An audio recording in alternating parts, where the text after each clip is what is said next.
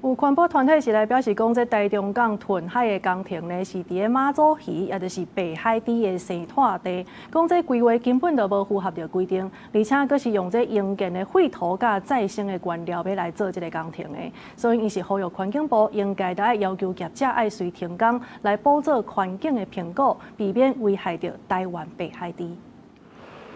環保團體提交公民告知書，希望環境部重視台中港屯海工程對北海地造成的影響。北海地是一級保育區，目前數量大約剩50隻。環保團體指出，最近有觀察到北海地會佇台中港屯海工程的範圍出現。台中港說要開放營建廢土屯海，對北海地的生存造成真大影響。他們會在那邊育幼期，就是覓食。那他們在這邊做了很大量的填海造陸的勞動之後，不但白海豚會棲息地會消失，他們工程的擾動也會讓那邊的